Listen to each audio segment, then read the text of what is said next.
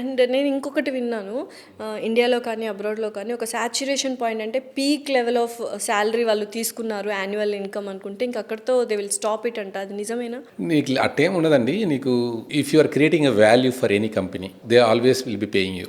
గుర్తుపెట్టి ఎక్కడైనా అంతే కదండి. మీ జాబ్ అయినా if you're getting more interviews, if your reviews are views whatever, మీకు ఎలా ఉందో ఇప్పుడు మోర్ వ్యూస్ వచ్చాయనుకోండి మీ దానికి, మీరు ఎప్పుడు ఇంకా ఎక్కువ చేస్తూనే ఉంటారు, మీకు పే ఎక్కువ చేస్తూనే ఉంటారు.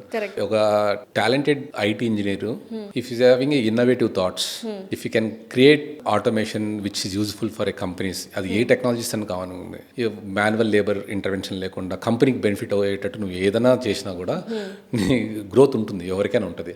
C mid type of IT engineers different, but skill ఉంటారు, హై స్కిల్ వాళ్ళకి ఎప్పుడు ఉంటుంది కెరీర్. ప్యాషన్ ఉండాలండి నీకు ఆల్వేస్. మనీనే కాదు, if you have passion you deliver quality stuff. నువ్వు క్వాలిటీ స్టఫ్ నువ్వు జనరేట్ చేసేటప్పుడు నీకు automatic money they pay you.